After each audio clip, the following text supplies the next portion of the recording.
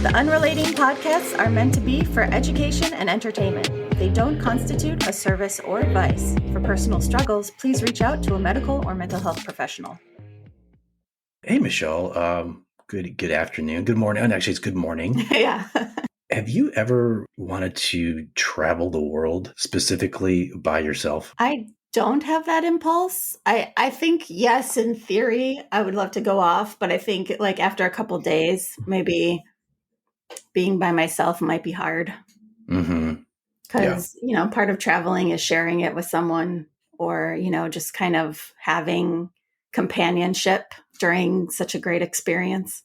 How about you? Well, I do both. I travel with my partner and I travel by myself, and I enjoy doing both for different reasons. So I have gone on longer excursions, to different countries when I was younger, and I think really loved it. Obviously, there was challenges to that. Yeah, definitely pros and cons. And that's why I'm excited for this guest that we have who's doing just that and is going to be able to tell us kind of about all the different layers that go into being somewhere on your own and traveling on your own.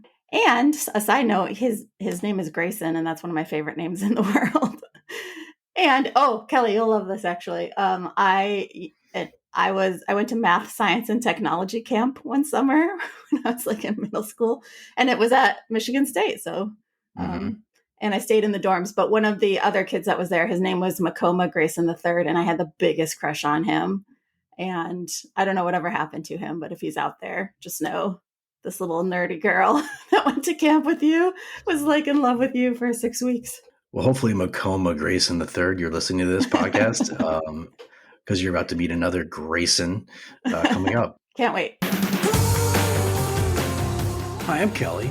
And I'm Michelle. Welcome to Unrelating with Kel and Michelle. I've been a licensed marriage and family therapist for over 2 decades. And I'm the show producer and co-host. Together, we'll explore how we engage in relationships, why we do what we do, and what causes people to unrelate. Joining us today is Greyson. Greyson, can you say where you're calling from? I am calling from Tirana, Albania at the moment. Okay. So, yeah, it's out there, man. Yeah. So there's obviously a time difference, which we really appreciate you being so flexible with your schedule. Oh, not a problem. Just some backstory on Greyson. I read an article that he wrote that I found really, really appealing. I just thought it was a great article. And you touched on a lot of things and obviously traveling solo, and without me giving too much away. Sure. Give us your backstory first. Basically, I was living in Arizona in Tucson when COVID hit. And at the time, I was planning on moving to Philadelphia. I had like a job lined up in Philadelphia. I'm a writer full time. And when COVID hit, the East Coast shut down completely. Mm-hmm. And of course, my entire apartment is just boxed up. So I'm just like surrounded by boxes. And then the job called me or emailed me. It's like, just kidding. We don't need you anymore because, COVID. And so I'm like, well, that's not good. So now I'm just trying to figure out what to do. I asked the apartment if I can stay longer. They're like, sure, we're just going to double your rent. Okay, that's not going to work either. So I was kind of forced to move back home to Michigan to stay with my sister who has 2 kids. My mom was staying with her at a time. Mm-hmm. And I realized within about 3 seconds, that's like, this is, oh my God, this is not going to work. Like I've been on my own since I was 18. And so being back surrounded, there's almost like a tail between your legs kind of feeling when you kind of like drag yourself back. And it's just like, I can't do this. Yeah. Especially quarantining with 2 kids, which I can attest is not a fun time. Or my mother. So yeah, I love my mom. Just kidding. But so I was like, I got to do something, but it's quarantine. So I don't know I can't find a new place. So I was able to get this 60-year-old dirt cheap travel trailer that smelled like it followed Grateful Dead around for like decades. Mm-hmm. So I bought that for like $2,000 out of my moving fund to Philly. I gutted it. And so I basically, for all of quarantine, just like drove around the country in this old busted up travel trailer with my 2 dogs. Sounds awesome to me. It was, I mean, it was nice. Of course, you spend a lot of days like parked out in front of Walmarts.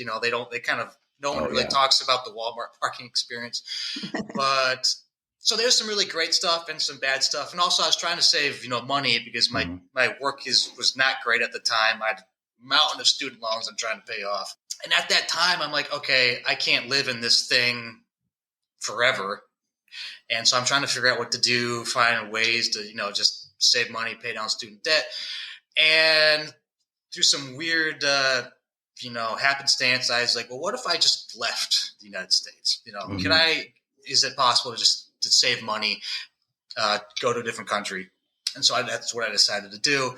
And I had to find a country that I could easily travel to and that would accept my dogs. I go with 2 dogs. I had 2 dogs at the time. One of them is a pit bull, and there's a lot of countries that are just no thank you. We ended up going to Peru for 6 months. The original plan was to go to Argentina, but they hadn't opened up quarantine stuff yet. And I'd already sold off all my furniture and everything. So it's like, I got to move somewhere. Yeah. And Peru was like, we're cool. Just come on down. So I went to Peru for 6 months. And then after 6 months, I went to Argentina for 3 years. And after that, I'm in Albania now. So that was the really quick version. I tried to get that all in there. No, and that's exactly how you talked about in your article, is just this digital nomad lifestyle that you've been able to succeed at. A lot of people are doing that nowadays too, by the way. It's very popular, especially after COVID. We could all kind of work from home, or we can work from different countries. So I think you're making some decisions based on the fact that you obviously had some financial concerns and you were trying to save money, which makes total sense. Right. Also, though, I want to point out kind of a personality characteristic that seems to be coming through, which is adaptability. Mm-hmm. I think so. Yeah. I mean, like I said earlier, I'd been on my own since I was 18. I went to Georgia for college. And then I moved to Arizona, and I was always like by myself, which was funny. When I was a kid, I was such a mama's boy, like no one. So I went a complete 180. And so by the time I was doing like moving to different countries, I was so used to just doing it on my own that other than telling people this is what my plan, and a lot of people thought I was nuts. Other than telling people, it was, I don't know, it kind of just felt right up my alley but this seems like the logical next step. I lived in a travel trailer parked outside the Grand Canyon. Let's just go to Peru now. So I love that sense of adventure. I'm sure Kelly can relate to that. Well, yeah. I also want to say, though, Kelly, real quick, just so you know, Greyson, I know we're all Michiganders, which is a great connection to find out we have. But my entire family is from Argentina. So I was also very excited to talk to you because of that connection. And I know that your experience there was mixed in terms of being able to meet people. And right. Did you speak Spanish before you moved down there? My Spanish was passable. Like I could get through, go to restaurants, buy stuff at the grocery store, have basic conversations. The Argentina dialect tripped me up, which is funny. When I'm living in Peru and I'm telling people I'm going to Argentina, everyone in Peru is like, you're never going to understand them. And I thought that was just kind of a neighborly, like jab, kind of like U.S. and Canada, just kind of neighborly jabs. I had no idea what was being said. Yeah, especially in Buenos Aires, which... Yes. It took me far too long to figure out certain words, and I'm embarrassed to admit it. Well, why is that? Because, it's basically Spanish, right? Everyone's speaking Spanish, right? There's Spanish. It's like Spanish spoken as an Italian. So there's this flow, and then certain words are pronounced differently. Like with 2 L's, they pronounce that like a sh. So instead of tortilla, it's tortilla. And so if you're certain words I'm listening for, I'm like, I don't know what they're saying, and it like, what's the shut? It took me way too long to figure that out. Got it. I can relate, Greyson, because I am similar to you. I enjoy a bit of a nomadic lifestyle. I do, like I just mentioned, I went traveling by myself, camping this past week, and I just love. I'm not afraid to just jump on a plane. And when I was single, I did it all the time. I went to Australia by myself. I've gone to Europe by myself. So it's like I love that traveling aspect, and I'm not, and I guess the fearlessness of it, and just kind of just jumping on a plane, and going somewhere, and it being curious and being inquisitive about other cultures. Do you have that sort of same approach or thought? Absolutely. First, I want to talk about you biking and camping. For me, there's something about being in like that open mountain or forest air that's just kind of really like refreshing and invigorating. So I totally get the solo camping. That's like I love that. Yep. Yep. But yeah, I know a lot of, like, it kind of breaks my heart. Like, I could never get my mom to visit me wherever I am, anywhere. Like this, I've accepted this will never happen. She's just not comfortable getting on a plane and going somewhere. And I guess I'm the exact opposite. Like, I think maybe I've just done it so much. It's like brushing my teeth at this point. Mm-hmm. But I love going to a new place and discovering the quirks. Like, if I can, I will walk everywhere. Instead of taking a cab, like 2-hour walk, totally fine. Because I love, like, you pass these little nuances that you just don't see if you're in like a car or whatever. So I love just experiencing those little, like, the it's almost like these dirty aspects that you know are brushed aside. But for me, that just adds a little more characteristic to it. Maybe it's because I'm from like the Rust Belt, so I like that kind of lived-in feel. So And also, I would say the authenticity, probably, right? yes, It's the real part of what you're seeing, not some polished version. absolutely. No hate on people that do cruises. I could never do the cruise, go to a port for 6 hours. I feel like I'm missing the most important parts of it. But that's just me. Yeah. Yeah. Cruises are just, you get like 1% of that country when you do a cruise, you know? Yeah. Plus the fact you're a writer, already that makes you very, I think, curious and very observant of human behavior or of people in general. So I think that also lends itself to your past so far and your journey, and the fact that you are not unafraid to, you know, walk around and find these back alleys, walk down these back alleys, and Yeah. you know, 'cause that's where life, you know, that's where people are living their lives, their real lives, real living. And I think, you know, you probably saw that when you went to Argentina and Peru. Absolutely, yeah. And the best restaurants are always in those back alleys too. So Yes. Yeah. Well, so I mean, you guys are touching on, you know, the nomadic lifestyle and traveling alone, which has so many positive attributes.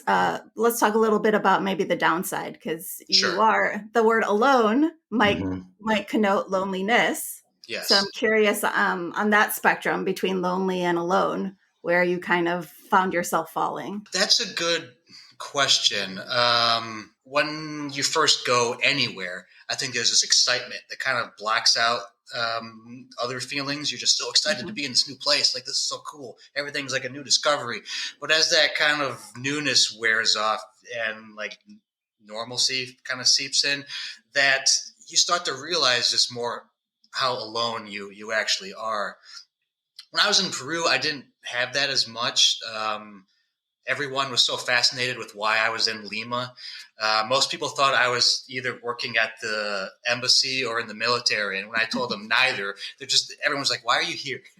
like all of us want to go to where you are. Why are you coming here? And so they had like a unique fascination with me. People weren't as fascinated with me when I got to Buenos Aires. Eventually, there's this struggle to kind of connect. And that struggle to connect starts to kind of compound. At least for me, it did. Like, the longer I went without making a friend, the less likely I was to even try. Eventually, it's like you try all these different avenues and nothing works, and eventually you're just like, what's the point? Yeah, like, I'm just going to waste my time and feel even more depressed that it didn't work. So, and that's not healthy, but you just kind of start to like close in on yourself. Yeah. Well, it's hard enough nowadays to keep and find and maintain friends, even in the States. Absolutely. So I can only imagine, you know, you have your friends through either work or maybe people you went to college with or people you grew up with. That's kind of my circle. And obviously my wife's friends, Michelle, and but that's really, you know, you have your little pocket of friends, and it's kind of hard to break out of that. Now add in the fact you're traveling solo. How do you break into their pockets, you know, of friends? It's difficult. I experienced this more in Argentina, and I shouldn't lump all of Argentina together because I spent the majority of my time in Buenos Aires. So, and big cities are usually way different from, you know, like New York City is way different from upstate New York in terms of who you're interacting with. Yeah. The handful of friends I did make there were all from Venezuela. They were all like from outside the country too. So they could kind of relate to this foreign newness, them more on an extreme level. But we kind of pointed out that at least in Buenos Aires, everyone had like this really tight social circle. So you have like your work circle and then your close friends and your family, and they're really, really tight. They're really close with each other. But yeah, it's trying to break into those circles when you have no connection with them is so like, I don't have any kids, so I can't like make friends that way, or I don't have like spouse, or I don't have any work people. So it's really tricky to kind of break into some of those things, which is something I struggled with. Yeah. Although you could argue you're kind of like that shiny new object. Like you're the American, Although, like Grayson said, in a big city, that's not as much of a pull. Yeah. Like, and Buenos Aires is a very cosmopolitan place with a lot of expats and everything. So right, they didn't care that I was American. Yeah. In other places in South America, it's like, oh wow, it's cool. But yeah, Argentina, I didn't get that newness. Did you discover an expat community there at all? A little bit. I think I was so focused on trying to find local friends that I probably neglected the expat community more than I should have. Oh, interesting. I was, for whatever reason, I was like, I don't want to be the guy that only hangs out with, British or American or Australian people.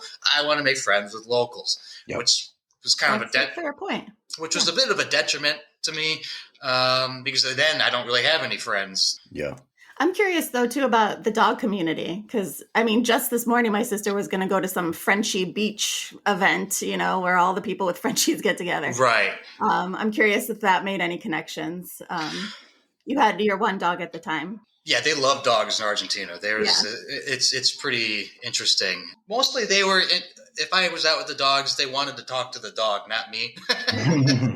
So the dog made more friends than I did. But especially, so I had two at the time, but one passed when I was in Argentina.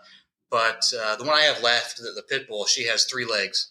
And so that's instantly kind of like people gravitate, like, oh, this dog with 3 legs, cool. And so, yeah, she got the attention. I just kind of watched. Well, that brings up with your other dog, and I'm so sorry you had to go through losing the other dog. Are you someone who, prefers to grieve alone, and so it actually was kind of healing to be able to do that, or was it harder to be isolated when you were having to go through that grief? Probably a little bit of both. Like, sometimes you just want that shoulder to kind of like lean on. Like, I don't want to talk to you. Just let me lean my head on your shoulder and cry and like just be there. Like, just be a presence. Mm-hmm. But then my mom would call. It's like I don't want to talk about it. Yeah. It's like, because that's just going to make it worse. So it was a little bit of both. I had a neighbor in the little apartment that I lived in, and she also had a big dog. And the first, like the night of after I had to put the other dog down, I walked past, and it's just the one dog this time. And so she kind of stops and looks at me kind of quizzically, and kind of just asks, what happened. And I couldn't get it out. And I think that was the only hug I got the entire time. But like, it was so meaningful to me at that time. Just like, so it's nice to have the other people around to help you grieve, but I don't necessarily need to talk about it. So I gotta imagine though, because again, I just went camping, but I wish I had. Everyone had dogs too, and I was like, oh, I wish I had a dog. And then it's funny because I'd be hanging out with people hiking or whatever, and they'd have their dogs, and it would just be like, kind of, I sort of adopted their dog because I would be hanging out with them. It's just look, we don't deserve dogs, quite frankly. Right. They're so great. And, but to have one traveling with, it's definitely probably makes it a lot easier for sure. Absolutely. Like, I don't know what I'd do without the dogs. I mean, I have just the one now, but it makes it like when you don't know really anybody, at least it's nice to know that when you get back to the apartment, there's something that's excited to see you. And so it's just having that like warmth of a body in the apartment just makes it easier to kind of get through certain things. Well, speaking of warm bodies, and you can tell me if you don't want to talk about this particular subject, but you're in Buenos Aires, lots of beautiful people there. Were you interested in, either flings or, knowing that it was temporary or Right. dating or any of that? Not that you have to be interested in that, but. I mean, that was another thing that it was kind of difficult for. So when I was in Argentina, I would stay for 3 months, and then you'd have to leave and then come back to kind of like reset the visa. I think Argentina was one of the few places left in the country that let you do like a border hop, reset your passport. They've kind of done away with that recently. And so I tried to visit every surrounding country. And whenever I visited another country, it was super easy to like use Tinder or Bumble and go on a date and make. So I had no problems anywhere else, but then I go to Argentina and it was such a struggle. I'm just like, what am I doing wrong here? Like I think I went on more dates in Paraguay than I did in Argentina, which was like, I don't know. Well, I mean, I think you answered the question. It wasn't you. If you were able to be successful in all the other countries, then it's Argentina that's the problem. I mean, I'm sure I was doing something wrong, but it's just sometimes I feel like your personality and the place you're visiting, they don't always mesh perfectly. At least for me, I found that. So I went on a couple dates. I like some people, but as modern dating goes, you like somebody and they go poof. And Michelle, what is it with Argentinian women? Why are they so standoffish? I mean, women, men, whatever we're talking about here, I think they're just, gosh, how do I say this without insulting my entire heritage? I don't. What's a word that means arrogant but isn't that word? Every other word I think of is worse than arrogant. Yeah. They're arrogant. Interesting. I had never heard that. Yeah. Okay. Did you experience that, Greyson? It's funny when you when you visit the other South American countries and they ask you where you're living or you're from, and I say Buenos Aires, the word arrogant came up a lot. Wow. So there's this thing where the neighboring countries kind of dislike Argentina because they think they're arrogant, and Argentina is like, I mean, we are better than you, so what do you want? So it's an interesting relationship. I blame the soccer. It's because they're so good at soccer or football, I should say. They're so good, and they were so good for so long. Then they have Messi. Was it Messi from? Messi's from Yeah. Yes. I was there for the World Cup. Oh my god, Oh, wow. that was insane. That was. Wow. And they won, right? Yeah. I went to a public viewing in one of their huge parks outside. I think it was a semifinal game, and I mean, it's middle of summer. It's a gazillion degrees outside. There's probably like 10,000 people surrounding you. And then I think the first goal was a Messi, like penalty kick. And everyone's so tense because like football is like that's religion at least for Buenos Aires. And so since I don't think they had won it since the early 80s, I think it could have been sooner. But so when he scored and like there's like you could just feel like this weight off the entire country's like chest, and so everyone just exploded when he scored, and so it was a really kind of cool experience. But going back to feeling alone, so I was really this is when I'm really starting to struggle with feeling isolated or whatever. And there's something about when you are already kind of bummed out and sad, being surrounded by happy people. It almost makes it worse. Yeah.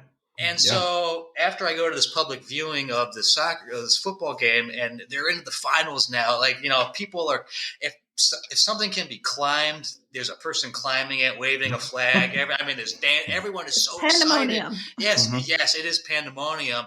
And that's when it really hit. Like, this entire country is so happy, and I am the exact opposite. And it just made it so much worse in a way. It was such a odd juxtaposition experience where it's just like you're really trying to be happy, and it's just like I cannot feel what these people are feeling. So, but I forced myself to go. I'm like, you know what?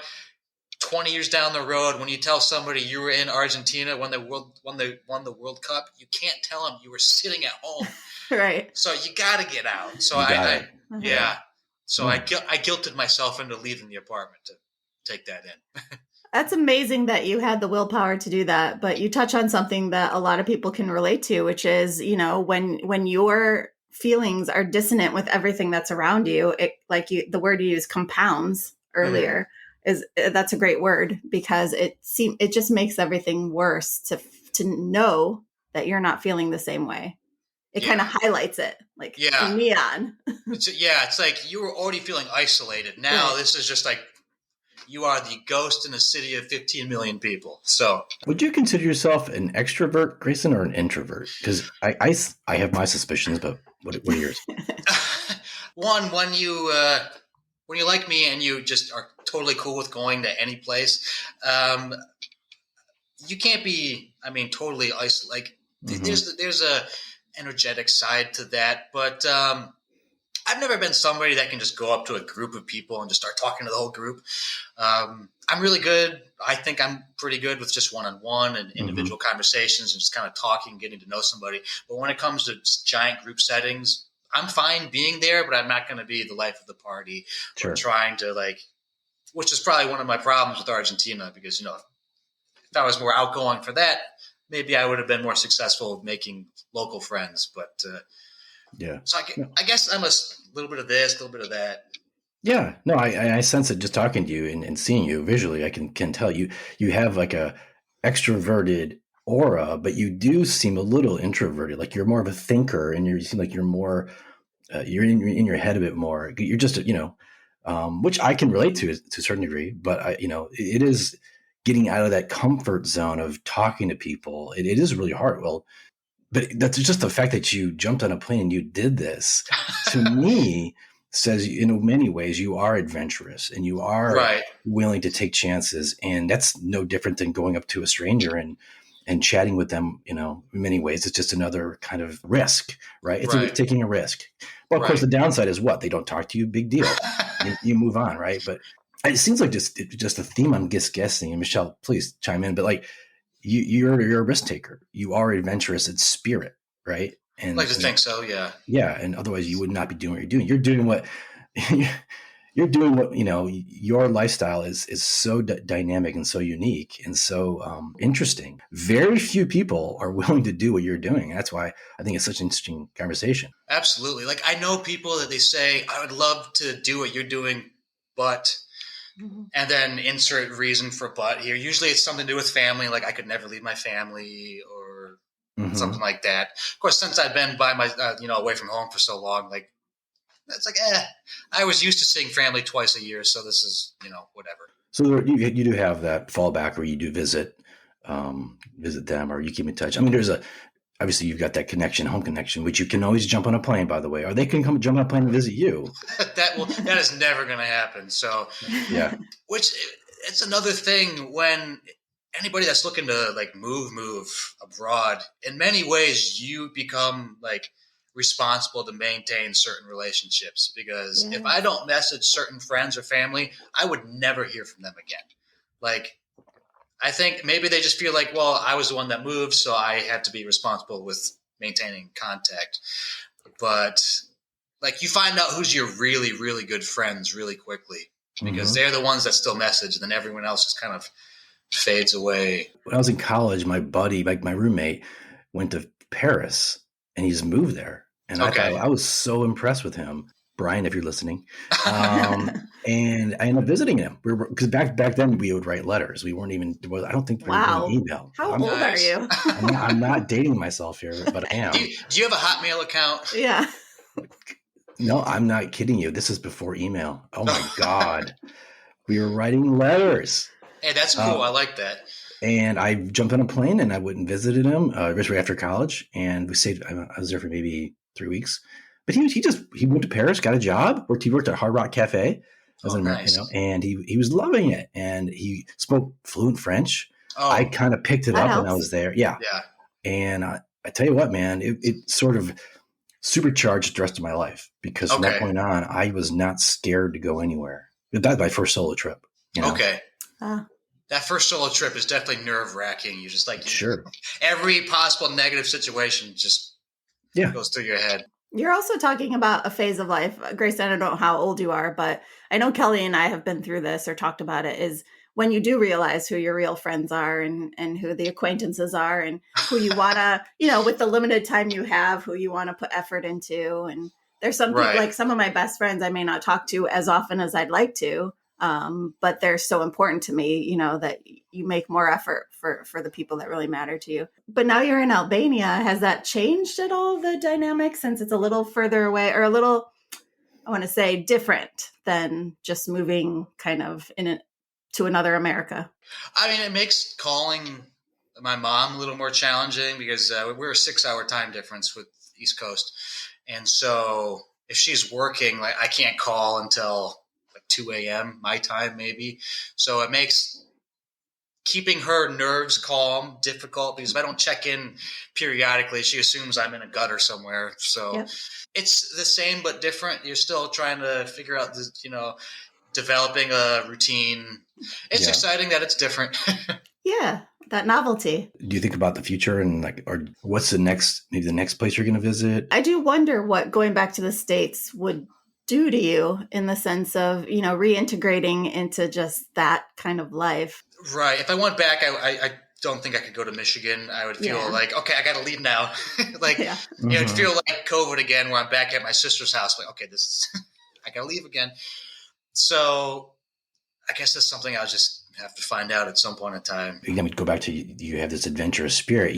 You don't seem like somebody who would settle with going back to Michigan. You seem like somebody who would, or maybe just keep kind of traveling around. I mean, it's certainly a great way to live. And you seem to be able to do it as a writer, right? Yes. So I can work wherever. It's really just limited to who accepts pit bulls and who doesn't. That reminds me of a question I had about your writing, which is, how do you think it's been affected by your lifestyle? I definitely write more about, just traveling in general. Up until the pandemic, I wrote mostly about kind of personal memoir, relationship stuff that I'd gone through. And I went through a divorce a long time ago. And we were married for 6 months. The whole thing was it was a scene. And so I would write a lot about that. That was kind of my primary go-to. And I think a lot of people appreciated it because it's from the male perspective that I was willing to kind of be very open. And if I had warts on the situation, I had no problem talking about it. And so a lot of people gravitated towards that because the guy perspective, that's not instantly blaming the other side. That was that. But once I started moving around, it's like, okay, maybe I'll share some of these stories about what's going on. It's like, I want to write a book about leaving the United States, about trying to, pay off student debt. But then you add in depression and other stuff, and it's taken on a whole other turn, a whole other life. But so I guess most of my writing is just kind of, it's still personal, it's still memoir-esque, but it's more about living away from everybody, going through certain events in life by yourself. A little bit of it is therapeutic for myself, but it also helps other people because a lot of people will email me and be like, it's the exact same thing happened to me. And I'm glad to know that it's not just me. So I guess that's the whole point of our show, which is like, other people are out there listening and they can relate and you feel less alone. Yes.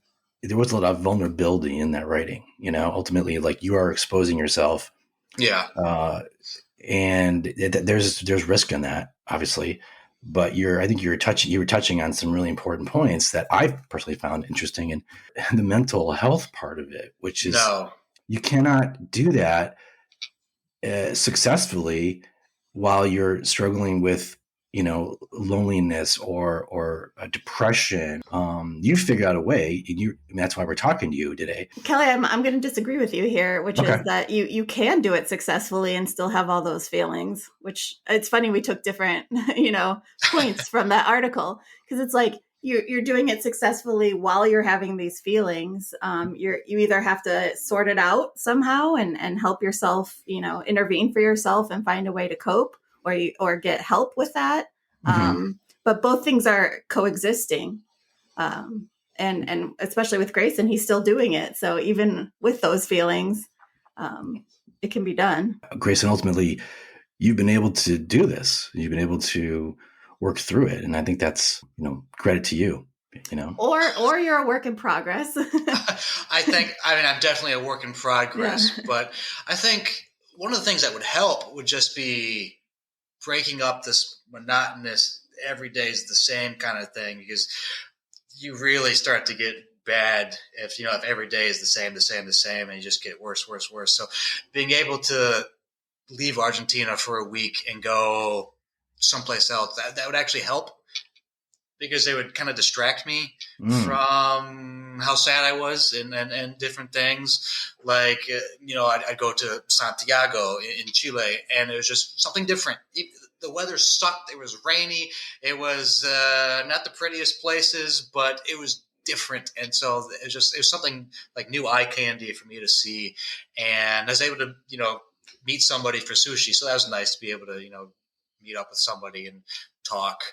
So in a way, almost being able to go other places, I don't know. I don't know if it's healthy, because it might just kind of, kick the can down the road. Right.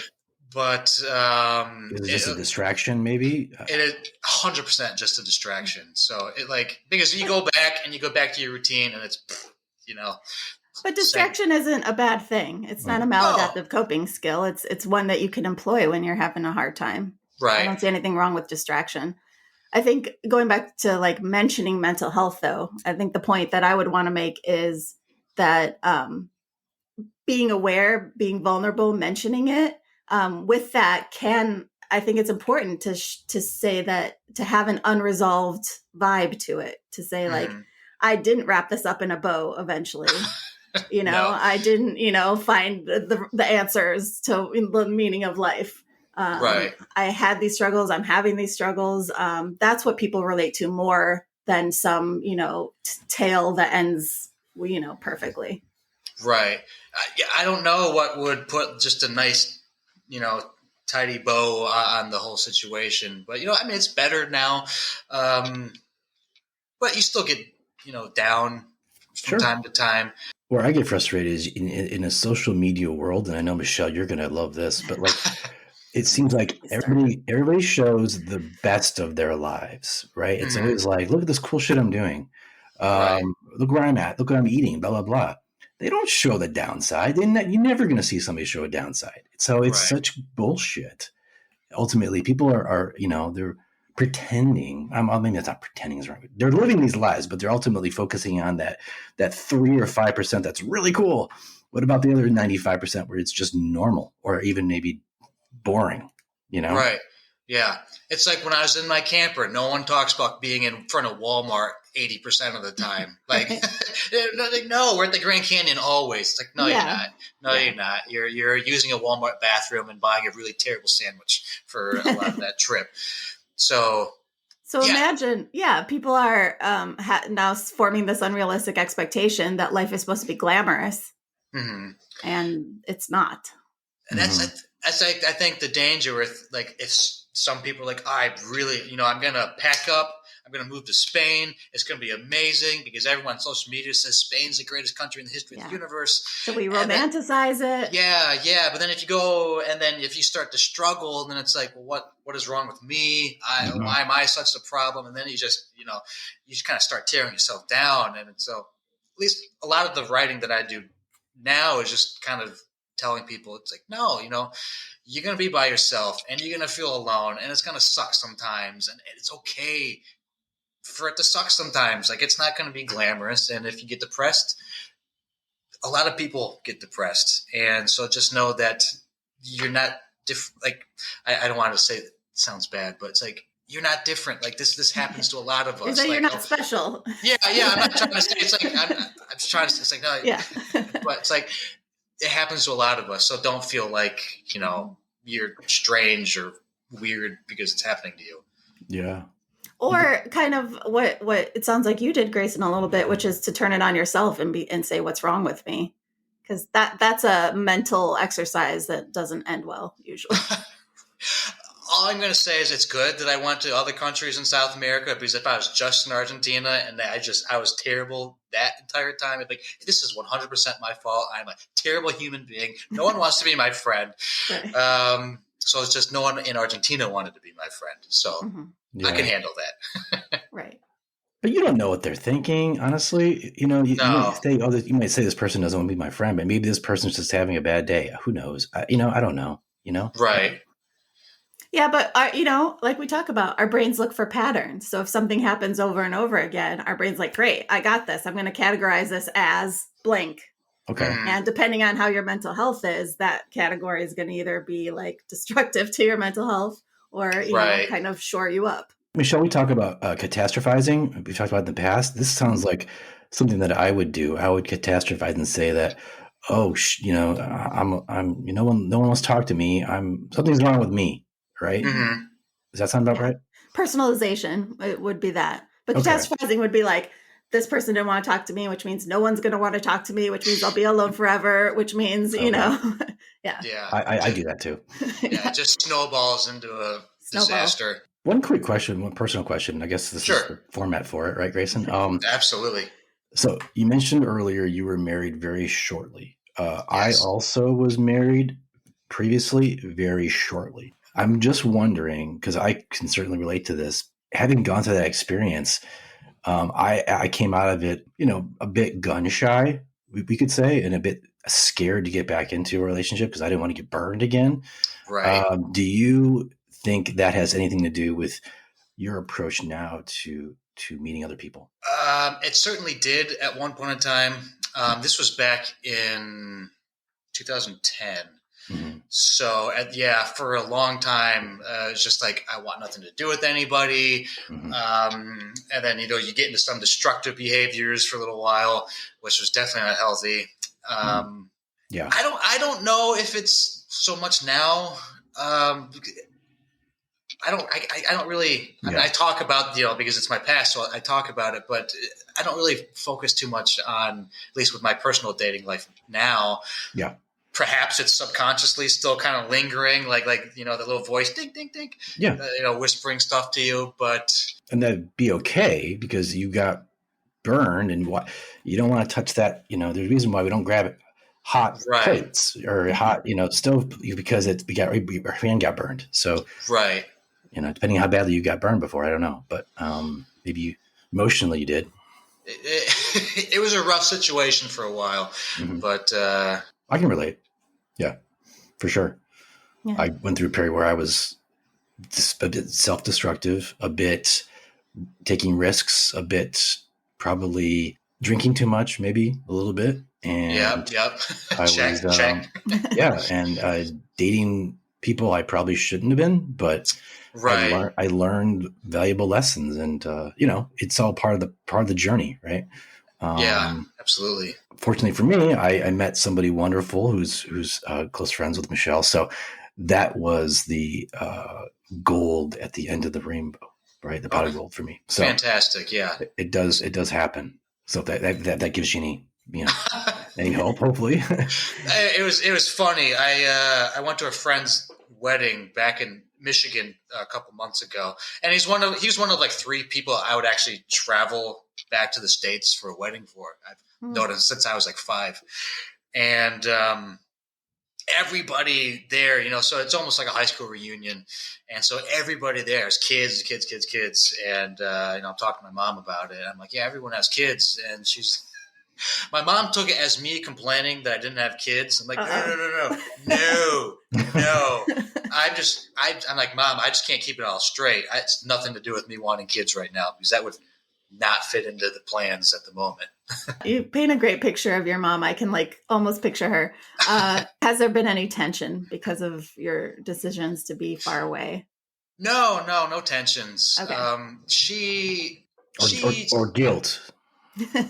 There might be some guilt because both of my sisters have kids, and so I'm not around for their stuff. Like, my mom will outwardly support whatever I do. Like, she's never going to openly criticize.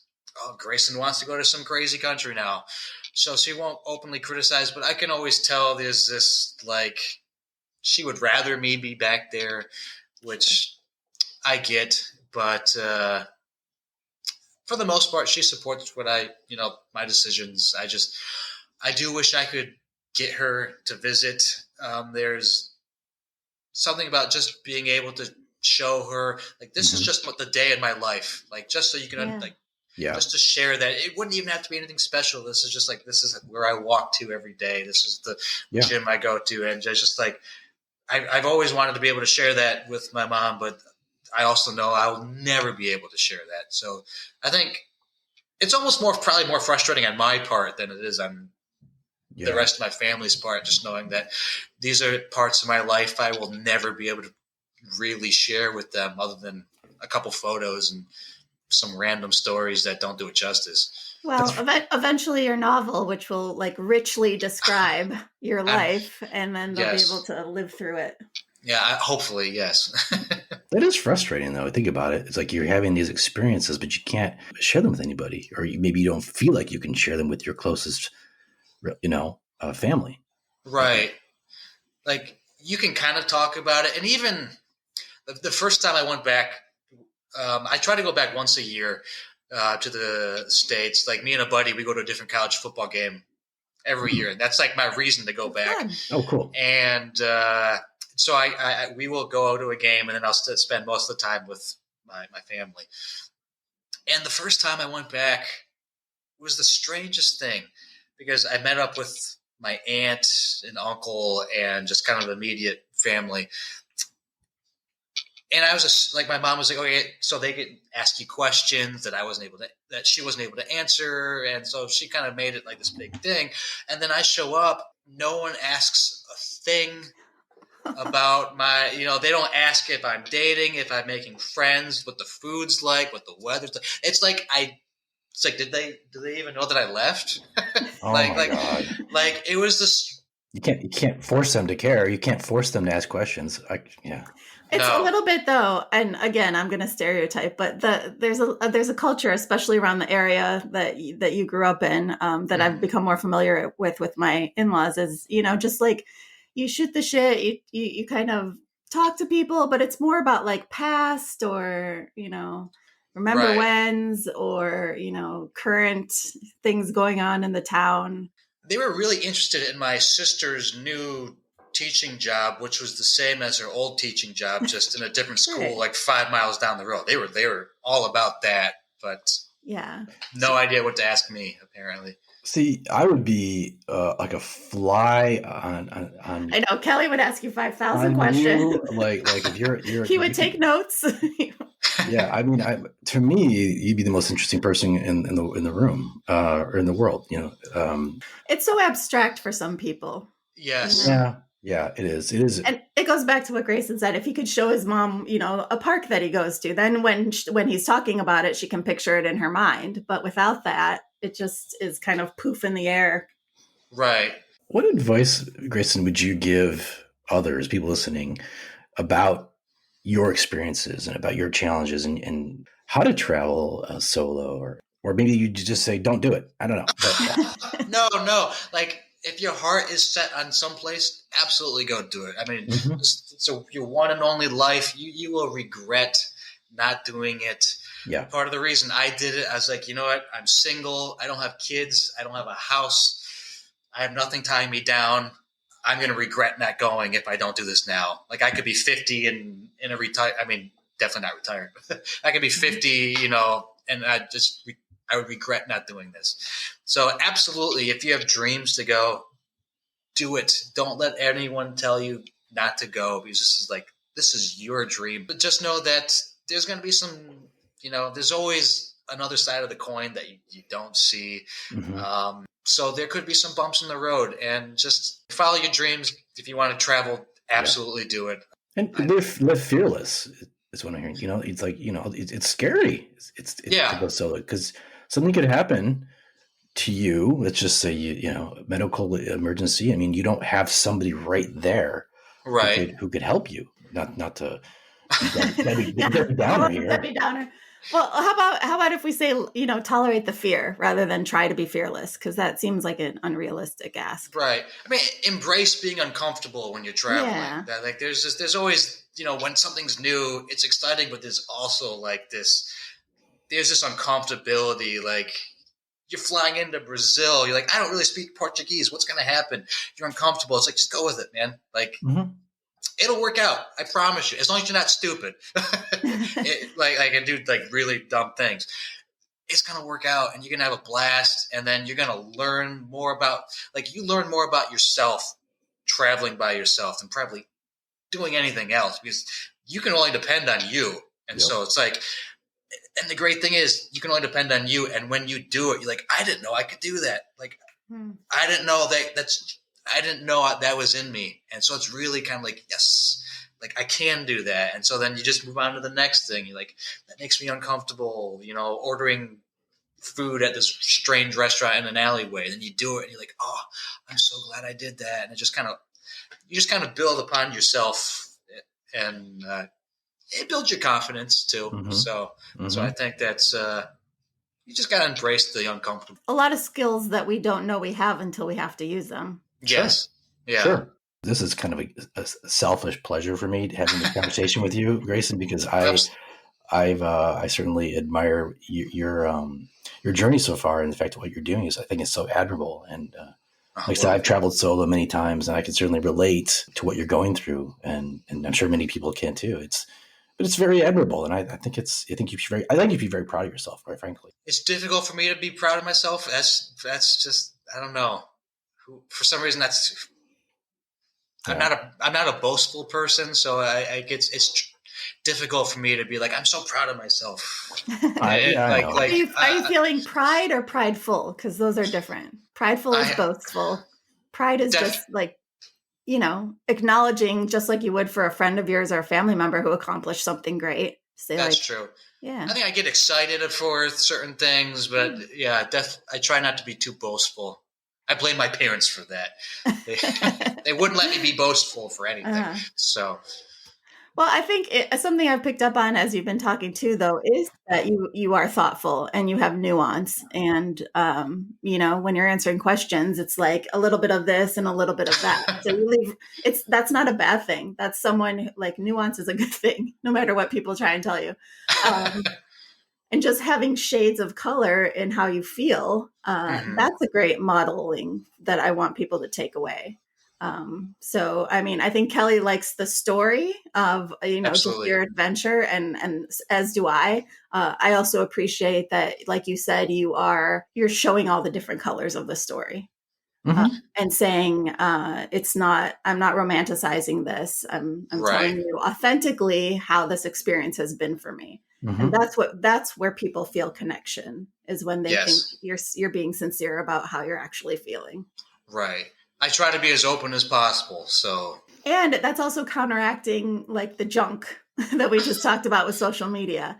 Anyone who's out there putting out a different message than the glamorous lifestyle is contributing to breaking down that toxicity, in my opinion. Yes. Absolutely. This is the most important question of the day. Okay. What's been your favorite food or dish you've had throughout your entire travels? Oh, favorite food. Something I have to try if I go to Peru or Argentina or. Okay. I'm going to hit you with a couple random things. First, I'm going to start off with my favorite cup of coffee, because I feel like. Yes. There we go. So I went to Colombia for 2.5 weeks or whatever. And there is this place in Medellin. You sit down it's a just coffee shop. You sit down. They don't have any cream or sugar. There's nothing. You can't add anything to this coffee.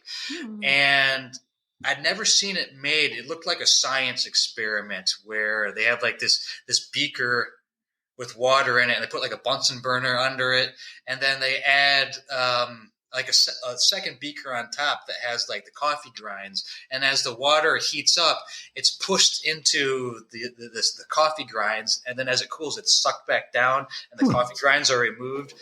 I don't know if it was the method or the beans, but it had like this cherry sweetness, smooth, zero acidity kind of taste to it. Like I think about this coffee way too often. Wow. I'm like, and when I went to Colombia, I'm like, I'm going to have as much coffee as I could possibly, like, until either my heart explodes or I get on the plane. One of the two is going to happen. So, wow, that was amazing. Sounds like a pour over in a way, but even more of a pour over, right? It was like an extreme pour over. Yeah, Science experiment. Yeah, it's sounds funny. like I took a small aside. I took my husband to Argentina when we were first together, and most of my family's from Tucumán, which is a smaller little town, and you just walk down the street and you run into someone and you grab a coffee, and then when you're done with that, you walk 5 more steps, you run into someone, you go grab a coffee. Right. And he would get a cortado, which is like a little tiny coffee, every time. And really? So he was like running around in circles, just buzzing. He was like lifted off the ground, the 6'4" man who just couldn't touch the ground after like 2 days. There's a slice of pizza in Argentina. I think it's called Fugazeta. I think that's so good. Where it has there's like this sweet shredded onion that's kind of coating the thing, and this harkens back to like my childhood. My dad would come home and he would have these 2 like no name pizzas. There's nothing listed on the box. There's no phone numbers, and for good reason. You try the pizza and it was god awful. Like you're like, where did you? And he would always bring it. Like this was his pizza place, and he would have like a normal pepperoni pizza, and then he would have one that was just coated in onions. And as a kid, I would try the onion one and be like, ugh, like, God, why? And so, of course, he did that so he could just eat the rest of the pizza, and the rest of us are doing pepperoni. After he died, kind of not suddenly, but unexpectedly. And after that happened, like none of us knew where this pizza came from. Like this pizza was like phantom out of I don't know. No clue where this pizza came from. And every once in a while I'd go to a different pizza shop and try to like get this shredded onion pizza just to kind of recreate these childhood memories, and nobody could do it. Like it all tasted it didn't match the taste and the smell of my like childhood. So it's like, it didn't connect until I had this pizza in Argentina. And it was just like, as soon as I bit it, there was like, just whoosh, all these childhood memories of like growing up, being 6 years old, trying to eat this pizza like my dad, even though I hated it. And so I don't know if it's like the most amazing pizza in the world, but because it's I mean, and there's a version that you can get that has like slices of ham underneath the cheese. I don't like that one. It's really heavy. But I like the one with the aceitunas with the olives. That one's good too. Okay. So I don't know if other people would find it. I just haven't had a totally different mental connection to this pizza. But I recommend trying it because you can't really find it in the U.S. It's its own Argentina thing. What I like about talking about the food, but also kind of about your vibe, Greyson, is just like the humility, the curiosity, you're not going there saying like, hey, I'm an American and bow to me. Right. But especially as a writer, you're curious about learning about where you are. And I think that's lovely. Mm-hmm. We need more of that. I do want to redeem Argentina a little bit because I feel like I knocked them earlier. But one thing I do love about, especially like, Buenos Aires, everyone has a therapist, which I think is amazing. They do. Yes. Yeah. It's just kind of part of your life. You go and you talk and it's incorporated in your life. There's no shame to it. And that would also be nice to kind of, there's no stigma, which we have here. No. I think they have more therapists and bookstores per capita than like any country in the world, if I'm not mistaken. That's a good problem to have. That's a good thing, actually. It's a good pattern, right? Coffee shops, therapists, and bookstores. Yeah. I mean, the amount of bookstores was fantastic. And there's some English bookstores that you can find. And so that's a good way to judge a country, isn't it? Based on their bookstores and their therapists and their coffee shops and their pizza. No, I'm just kidding. Right. Well, look, this has been a fantastic, thoughtful conversation, Greyson. Really appreciate your time. No problem. I've certainly found it really enlightening and inspiring. Absolutely. And, one of the things I mentioned is appreciating your vulnerability and your openness. Absolutely. I mean, thanks for having me. It was I love talking since I don't get to talk that much. So I'm like Mhm. excited. That's like, I get to talk to people today. Wow. This is amazing. And like continuing this cycle of new things, adventure, learning, Mhm. that's another thing that's good for mental health. There's a lot of research out there about having a sense of wonder is one of the best things you can do. Mhm. Right. And that's what happens when you put yourself in an uncomfortable or an interesting environment. Mhm. Right. You get Right. to wonder. Yeah. Being in nature, right? Yeah, that's a huge one. I Yeah. mean the research is showing how like they call them nature baths or forest baths or all these like newfangled terms for it, but it's really just like get out there. When you're in nature, you're breathing differently, which helps you regulate yourself better.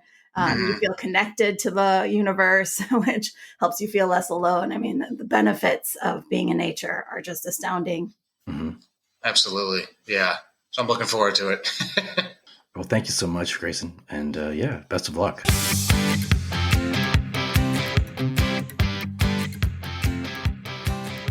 What a great conversation. I'm really glad I read that article that Grayson wrote, and I thought it really addressed a lot of issues that people don't talk about necessarily when they travel. Certainly, country hop.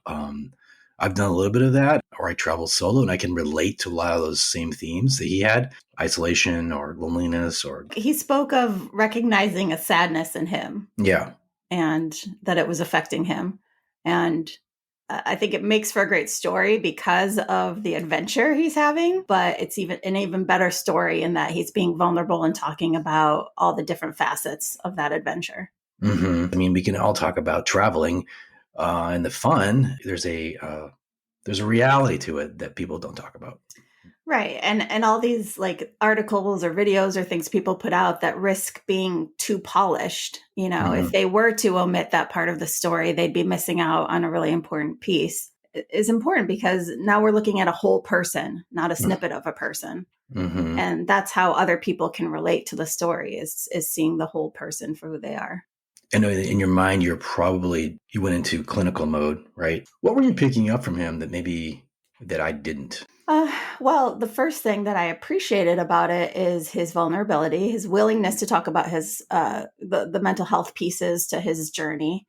But you said I went into clinical mode, and I did. So you think about like significant events in his life, losing his father, losing his dog, the pandemic, being Hmm. isolated in a place you're not familiar with. All these things, obviously, to me, in my head as a clinician, I'm like, okay, these are formative things that are Hmm. most likely affecting you. And so just trying to find out from him, like, if there's an awareness of how those things are affecting him, which we didn't really get into because, we were talking about different pieces of it. There is A to B, which is I'm in a new place and I'm having trouble making friends, so I'm sad. Totally legitimate. Also, you have this other parts of your life that were hard and how those can affect that sadness or the ability to cope with something that's difficult. It really sort of puts a spotlight too on just having those social connections in our lives that we kind of take for granted, comfortably living our normal lives here in the U.S. Hmm. We have our friends, we have our family; they're all close by. Usually, we don't have that as much. It's really can be quite jarring. People don't think about that, but really, if you're on your own and you really have only yourself to count on, there's some risk there, and there's some fear. Like when I go hiking by myself out in the middle of nowhere, I could trip and fall and really hurt myself and be screwed. Not to say that would happen with him traveling, but I'm just saying that there is some certain risk involved with his lifestyle. That said, he's taking on that risk and that challenge, and I think he's being very brave about it. Yeah, I mean, on a good day, even in a place you're familiar with, I think it's probably hard to make friends. Hmm. I have no interest in making friends because, again, I'm an extreme introvert. But if I did, it would be incredibly difficult. I think to put myself out there, to strike up conversations, to be vulnerable with a stranger, all these things that are required to start a connection, you know, Hmm. and and then to maintain that connection also. That's the Um, hard part. yeah. I think you can meet people, but then how do you maintain that? It's like Yeah. without being seeming too needy too. Like, oh, do you want to go hang out? Do you want to go catch a movie? Or are they gonna get the wrong impression from you? Like, Yeah. And then also, like, the more adult you become, the more like half do's you have. And so, even with great intent to be like, yeah, I would love to go, golfing with you on a Saturday, it's like, oh, crap. But I have A, B, and Mhm. C that I have to get done, or I have to do my chores, or I have to finish work. So the have do's creep in a lot when you're trying to make adult friendships. Yeah. We talked about, the challenges that men face, particularly finding and maintaining friendship, especially as you get older. We did that episode with Jason a while back. And it's, again, there's these similar themes, more so with men than women, I think, where it is a bit more of a struggle. And I think Grayson's having that, certainly experiencing some of that too. Yeah, I think I don't know if it's luck or, it just worked out. He seemed to have a temperament and a personality that can adjust to all the adventures he's having. Mm-hmm. And also, a willingness on his part to reflect and to take things on, even if it's one at a time, and then build confidence, like he talked about. So that openness is well suited to what he's been doing. I'd also wonder, he mentioned the divorce. He was married really briefly, but then there's a lot of probably hurt. We didn't get into the details of the weeds with him about that, but I having experienced that same thing, I can think he kind of took a sharp left when he was going right. I mean, that really changed the course of his life. That may or may not have inspired him to take on this completely different lifestyle. Yeah. I mean, it sounds like it was a really brutal kind of clusterfuck, if I can Mm, say that. And so in that case, like you can't come out of that unscathed, unwounded. right. Um, and he responded to it in similar ways that other people do. You could relate to kind of going into destructive mode for a little while, which most of us do when we've been kind of like knocked over to that Mm-hmm. extent. Build up your self-confidence. Right. And how do you do that? You challenge yourself. Ultimately, you say, okay, I'm going to take on these enormous tasks or travels or whatever, and I'm gonna prove to myself that I am strong, confident. You talk about action, right? He's going through the action. Then what? He's changing the way he thinks, right? Yeah. And that saying, the broken heart lets in a light. It's like when you've been through something and you survive that thing and you come out the other side, it brings a new perspective to your life. Like, oh, well, if I can survive that, then this thing that seemed scary before doesn't seem so scary. Yeah. I love this conversation. I say Thank that you. every time. I say that every time, but I I really love this conversation. Ah.